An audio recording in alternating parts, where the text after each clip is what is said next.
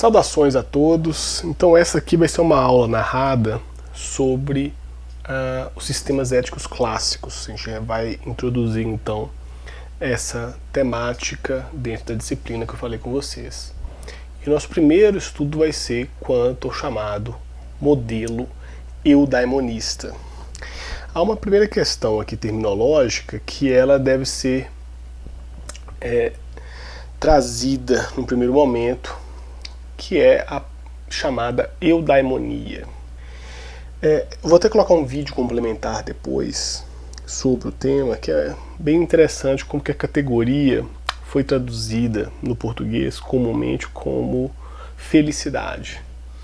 Mas ela também talvez seria melhor compreendida como bem-estar, autorrealização, seria algo mais próximo disso, não no seu sentido semântico, mas na sua ideia que é transposta pela tradição, mas sem, obviamente, uma releitura puramente individualista que tendemos na contemporaneidade. Quando se fala de eudaimonia, é principalmente a forma de realização do cidadão grego na polis, primeiro na sua relação com o corpo coletivo e depois com a crise das cidades-estado, o chamado período helenista, o período helenístico da filosofia, nós teremos uma mudança, ou pelo menos uma reviravolta, no sentido de que esta realização da eudaimonia não fosse mediada pela polis, mas sim pelo modo que o indivíduo se vê no cosmos. Então, quanto ao termo eudaimonia, a etimologia faz um sentido bem interessante e que a gente tem que ler sem os preconceitos teológicos que a tradição nos apresenta. O daimon, em grego, seria o demônio, obviamente não no sentido religioso, mas na crença que os gregos tinham, que existiam certos espíritos que acompanhavam os seres humanos. Se você fosse fazer uma leitura assim muito superficial, seria mais ou menos a imagem dos anjos da tradição judaica, que vai ser herdada pelo cristianismo. Mas o daimon, ele não é propriamente nenhuma figura humana específica, não é nenhuma sátira quanto àquele demoninho que ficaria no seu ouvido a dizer faça aquilo, não faça aquilo. Pelo contrário, esse daimon seria muito mais uma realização propriamente do espírito, não é uma questão demoníaca no sentido vulgar da palavra. Então o eu significa o étimo bom em grego, então seria o bom demônio, o bom estado de espírito interno, porque tem uma relação aqui com a ânima latina, mas a melhor forma de traduzir, ou a mais comum pelo menos, é que eudaimonia seria felicidade. É criticável, mas vamos adotá-la por ser talvez a mais difundida e menos prejudicial das interpretações. De um modo geral, então, seja no período helênico ou no período helenístico, então, e as cores aqui do mapa de certa forma demonstram isso, esse azul claro de Sócrates, Platão, Aristóteles e os sofistas estão inseridos. Os pré-socráticos não, porque seria um pouquinho mais complicado falar de eudaimonia nos pré-socráticos enquanto um problema explícito. Existem questões éticas, como é o caso do pensamento de Demócrito, e em oposição a Platão, assim também como Isócrates, em oposição a Platão, mas não, pelo menos o problema da eudaimonia não fica tão explícito nesses autores. Então a gente vai fazer um recorte aqui, vamos dizer, a parcela predominante na tradição da história da ética, a tríade grega de Sócrates, Platão e Aristóteles. E Posteriormente, já na filosofia helenística, a gente vai ter outras tradições cujas maiores influências nós encontramos no epicurismo e no estoicismo. O ceticismo, a escola cirenaica, ou mesmo posições mais de um certo hibridismo filosófico, seriam também possíveis de ser discutidas, mas vou destacar essas duas principais porque elas vão ecoar na tradição de forma mais intensa ou pelo menos perceptível. Ok? Então, esse é um primeiro recorte que a gente tem que pensar aqui quando se fala de sistema eudaimonista. Alguns autores tenderiam ainda a dizer que esse sistema eudaimonista ele também estaria presente na antiguidade tardia e até no medievo. Mas a forma que essa eudaimonia ela é pensada, ela é mediada pela relação divina, ou a forma de realização do humano na Terra perpassa um certo cumprimento dos mandamentos divinos, ou dentro da doutrina cristã, mais especificamente. A gente não vai adentrar nisso propriamente nessa aula.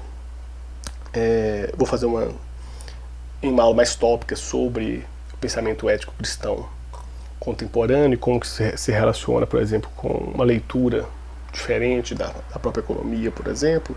Seria possível fazer, mas dentro dos recortes da disciplina seria assim, ainda mais temerário trabalhar a ética cristã em um período tão longo como de praticamente 2000 anos de história do pensamento, sintetizando em tão pouco.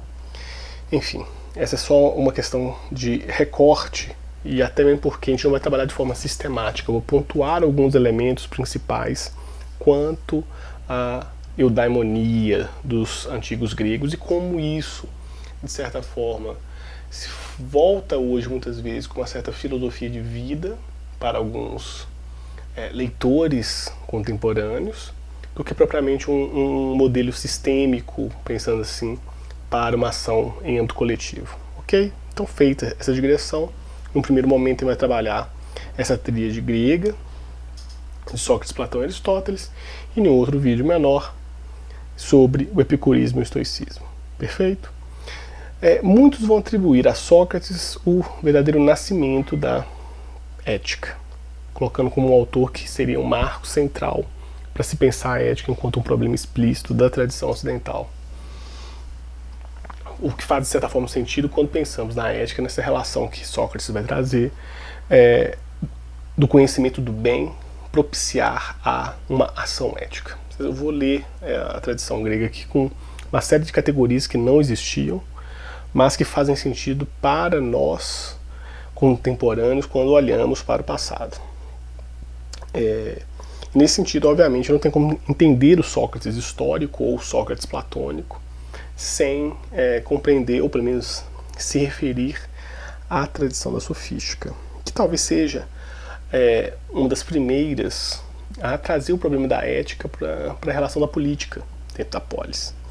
Ao contrário do que o senso comum nos apresenta, ou de leituras mais superficiais em relação à ética, a sofística tinha preocupações éticas, mesmo que, por exemplo, na tradição da sofística política, com Trasímaco, por exemplo, essa preocupação da ética seja, obviamente, deslocada para uma ética do mais forte, ou de uma justiça do mais forte, sendo, obviamente, que esse mais forte, na tradição da própria sofística política, não é, obviamente, nenhuma forma física de exercício dessa força, ou mesmo um certo elogio à violência. Isso fica muito claro na própria leitura do livro 2 da República.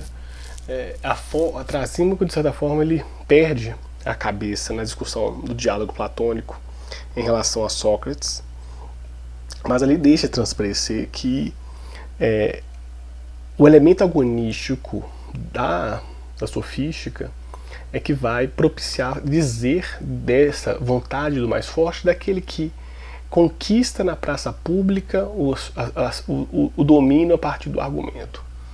Não é nenhuma força física propriamente, mesmo que seja possível essa interpretação.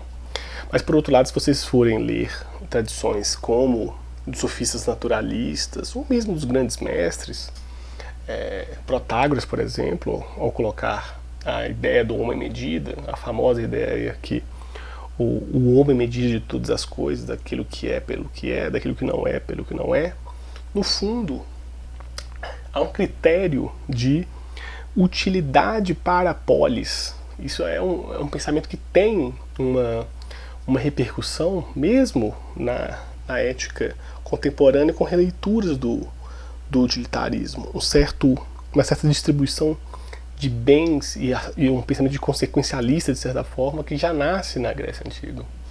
Mas é lógico que não são tradições privilegiadas, no final das contas. Mas certamente seria possível discutir aqui de uma ética dos sofistas. Não vou destacar isso enquanto um tema autônomo, mas se formos reler, seja, por exemplo, a tradição francesa, como da Bárbara Cassin, ou mesmo aqui no Brasil, com as leituras de João Maurício Deodato, é possível pensar uma ética a partir da sofística. Isso é a sofística grega, sem contar ainda a sofística romana, que com mais razão, Plutarco, que é um autor que está inserido, por exemplo, na sofística romana, ou segunda sofística, é autor que as suas obras morais, as suas obras históricas, tem uma preocupação de formação política e ética do cidadão muito grande. Por exemplo, as vidas comparadas, isso é uma digressão que é interessante, fica de recomendação. As vidas comparadas de Plutarco, elas são narrativas biográficas das grandes mentes e atores do mundo grego e do mundo romano até então, mas há um conteúdo formativo ali. O exemplo moral daqueles grandes governantes seria considerado como uma baliza ética, né, para os seus contemporâneos. E isso é muito importante na tradição da segunda sofística. Só para vocês verem que não é a leitura corriqueira que a sofística se opõe à ética, ou seria a negação da ética, é bastante rasa. É uma ética diferente para uma política também muito mais combativa do que uma mera maioria. Mas, inegavelmente, é com Sócrates que a gente vai ter uma certa ambiência da ética como uma relação de conhecimento. Conhecer o bem nos faz agir corretamente, adequadamente. E muitos vão colocar que Sócrates é um que vai também como um certo pai da psicologia ocidental. O que é, obviamente, um exagero aqui, porque a tradição grega já tinha uma tendência a pensar os problemas da alma, da psique, principalmente da tradição órfica, que vai ser recepcionada por Pitágoras, que depois será recepcionada por Platão. E Sócrates, como é uma figura que historicamente problemática, porque tem sempre a predominância do Sócrates platônico, fica difícil dizer de fato se houve influências imediatas do orfismo e do pitagorismo em Sócrates. Mas também isso é uma discussão muito mais da história da filosofia do que o que nos interessa aqui.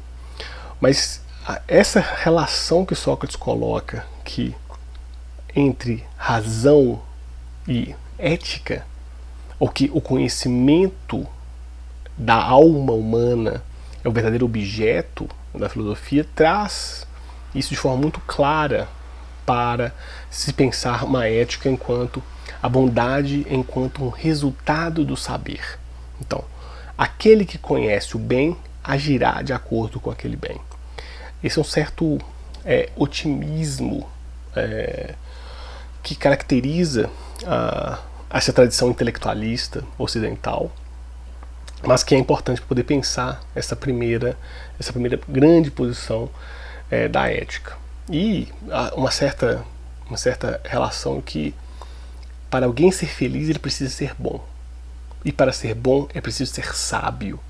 Então há uma relação muito forte entre sabedoria e uma vida boa. Tanto que essa é uma das interpretações sobre a eudaimonia, o alcançar uma vida boa, uma boa vida. Vejam, isso não tem nada a ver com uma leitura meramente materialista de bens, riquezas, posses. Isso talvez o grande ponto da tradição grega é que isso vai ficar mais explícito, acredito, no próprio pensamento ético de Aristóteles, da divisão dos planos. Guardem isso que a gente vai voltar daqui a pouco. Dos planos de manifestação do ser em Aristóteles. No caso, o ser humano, né? Não propriamente o ser da ontologia aristotélica.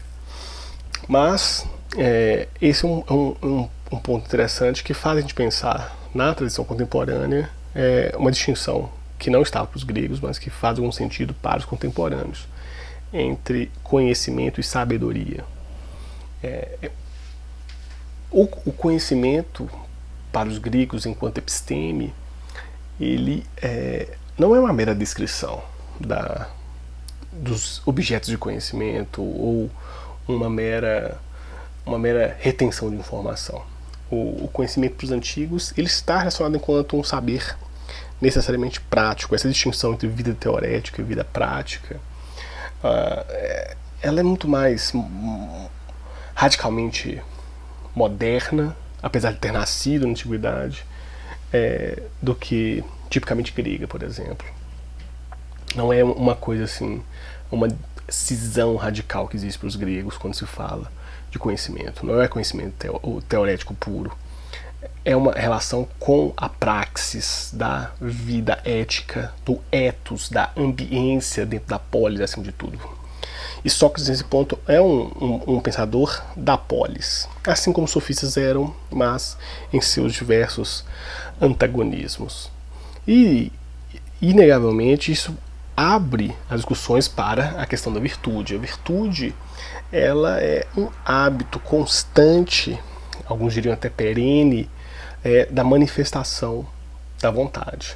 Então, essa ideia de que aquele que encontrou a verdade oculta em sua alma sente-se obrigado a ajustar com ela a sua conduta. E aí, assim, o conhecimento do bem determina a prática da virtude. Essa tradição intelectualista da relação entre o conhecimento racional e o bem, isso vai ecoar até a modernidade. O pensamento kantiano, de certa forma, é um herdeiro dessa tradição que nasce com Sócrates, é recepcionada por Platão, recepcionada por Aristóteles e tantos outros leitores da filosofia ocidental. E há uma certa cisão, um certo dualismo no pensamento, ou pelo menos nessa leitura platônica do Sócrates, que a maldade seria um produto da ignorância. Aquele que desconhece e ignora o bem, ele age por ignorância. Então não existiriam, teoricamente, pessoas más, mas pessoas que foram extraviadas, que no seu processo de autoconhecimento, e vejam que essa é uma das máximas que Sócrates pega emprestado da tradição grega, conhece-te a ti mesmo. Veja, isso não é, ou pelo menos a leitura, o texto no diálogo platônico é um pouquinho diferente, o termo, a expressão é um pouco maior, mas que remonta à tradição grega, principalmente porque era um dito inscrito no tempo de Apolo em Delfos. Nada em excesso, conhece-te a ti mesmo. São duas das principais máximas o que a gente poderia dizer de uma sabedoria comum dos gregos. Mas enfim, nesse primeiro momento, inegavelmente, Sócrates inaugura para a tradição ocidental essa relação entre conhecimento do bem e a ação ética. Isso é um ponto muito, muito peculiar da recepção socrática, no final das contas, e que muitos na tradição posteriormente vão criticar. Cito dois autores que oportunamente nós veremos, o caso de Schopenhauer e Nietzsche, que vão criticar a ética socrático-platônica exatamente por essa relação de necessidade entre conhecimento e ética. Então veja, isso é só uma digressão sobre o Sócrates enquanto o pai ou um dos pais da ética ocidental. Inegavelmente eu acho que isso fica muito mais presente no pensamento platônico, porque é o autor que talvez tenha maior impacto na tradição ocidental como um todo. E aqui eu vou só expor assim, muito brevemente, de forma muito mais a reinvocar ideias que vocês eventualmente conheceram em outras disciplinas do curso, ou até mesmo por formação intelectual comum, porque é quase que senso comum, ou pelo menos conhecimento quase de domínio comum dentro das ciências humanas, a presença de Sócrates, Platão e Aristóteles na formação da filosofia, da ética e do pensamento ocidental como um todo. Como diz o próprio Alfred North Whitehead, a filosofia ocidental não passa de notas de rodapé à obra de Platão. Lógico que é uma frase de impacto um pouco excessiva, mas que ilustra talvez o peso quase que titânico que Platão possui na tradição ocidental. Então, lógico que eu não vou fazer aqui uma retomada da metafísica platônica, da formulação do eidos platônico. A questão aqui é o destaque que a doutrina das virtudes de Sócrates faz no pensamento platônico. E aí uma citação assim, muito breve do Mênon, que é um diálogo platônico. Estabeleceu como aí nele, de certa forma, no Mênon, Platão estabeleceu como Sócrates a felicidade enquanto fim do homem. A vontade se inclinaria essencialmente para o bem, como seu objeto adequado, impossível de querer o mal diretamente. É lógico que isso depois vai ser relido pela tradição teológica da antiguidade tardia, de forma muito mais radical. Mas o grande ponto aqui é que a felicidade ela é uma conquista através do bem. É o fim último interno do homem. E é claro que essa virtude é descrita por Platão como um hábito que conduz ao bem. A doutrina das virtudes ela está, de certa forma, presente no que seriam as lições socráticas, com grande razão no pensamento platônico e com ainda mais razão no pensamento aristotélico, mesmo que de forma distinta. Sócrates vai destacar muito mais as virtudes enquanto o papel de aprendizado dessas virtudes. Platão é demasiadamente centrado na ideia que essa virtude ela constitui a alma do homem. Então faria uma coisa quase que faria parte do destino do homem, essa virtude pela composição da sua alma. E aí vem, obviamente, a alegoria da República sobre a divisão entre aqueles que contêm bronze, aqueles que contêm prata, aqueles que contêm ouro na composição de sua alma, para dizer só essa referência alegórica que Platão faz.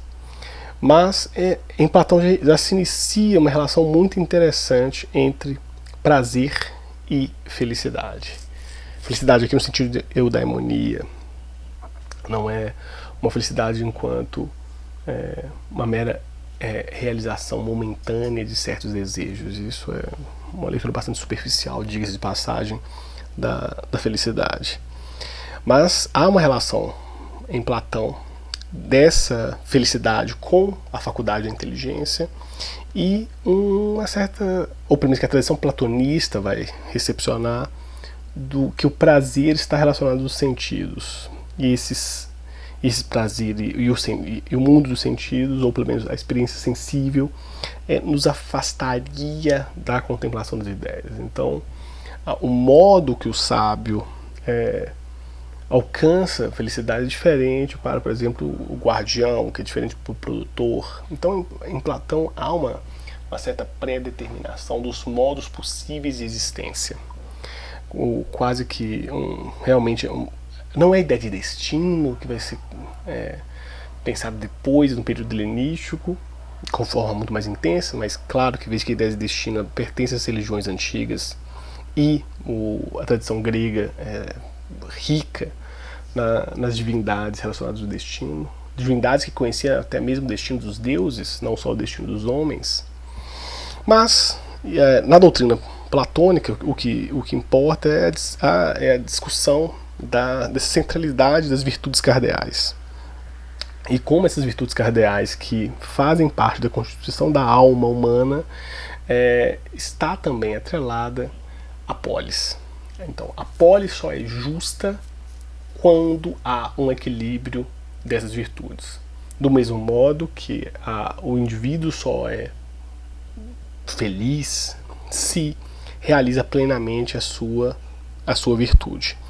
Não que apenas uma virtude, de certa forma, poderia ter presença de outras, mas há uma dominância da sabedoria para o filósofo, o sábio, a fortaleza para os guardiões, a temperança, a moderação para os produtores, e esse equilíbrio dessas três primeiras virtudes redundaria na justiça. Então, o exercício da sabedoria pelo sábio é um momento de justiça, obviamente que não no sentido justo filosófico, não é o valor justiça enquanto realização após dado conflito, mas justiça aqui enquanto uma ideia reguladora. Então a justiça ela acaba sendo uma virtude reguladora, se a gente fosse fazer uma leitura distinta aqui. Então, por exemplo, o caso individual ele repercute no âmbito coletivo. Então, se a polis, ela não, se os seus governantes, que deveriam ser os sábios na visão, pelo menos na visão da República, porque nas leis de Platão a gente tem uma formulação um pouco mais próxima de um certo realismo. Acho que não é o nosso objetivo aqui, mas há uma diferença significativa do modo de exercício do governo das leis, ou dentro da polis, nesse último diálogo platônico. Esse aqui está uma certa leitura muito breve daquilo que está dentro da República.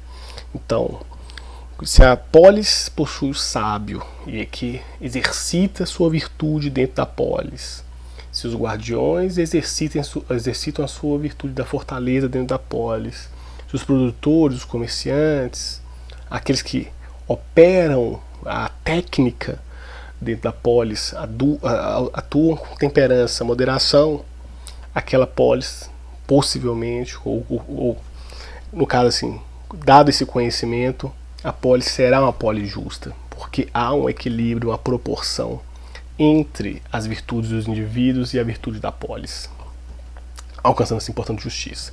Essa seria assim, uma certa formulação assim, bastante básica no pensamento de Platão, mas que já faz essa relação entre ética no exercício individual e a sua repercussão aos seus ecos no âmbito coletivo. Vejam que a ética na antiguidade ela não é pensada num exercício egoístico das virtudes. Pelo contrário, há sempre o elemento, se a gente for colocar aqui em categorias mais contemporâneas, há o elemento da intersubjetividade, e com grande razão no elemento político, porque o ethos dos antigos, em especial nesse período da filosofia helênica, é exatamente o exercício da virtude cívica, ou seja, o cidadão que se manifesta, discute, tem o reconhecimento perante seus pares, e viver dentro dessa comunidade ética faz parte do exercício dessa virtude e dessa possível eudaimonia. Então perpassa essa ética, ela perpassa esse exercício das virtudes dentro da polis, algo que vai ser lentamente perdido na tradição helênica, ou pelo menos deslocado pelo fato de eventos históricos de conquistas de outros povos em relação ao mundo grego. Enfim, então esse é o primeiro vídeo, vai ser simplesmente Sócrates e Platão. Vou deixar um vídeo especial para Aristóteles, pela sua importância na tradição da ética, e depois nós voltamos para o período helenístico. Ok? Então, até breve.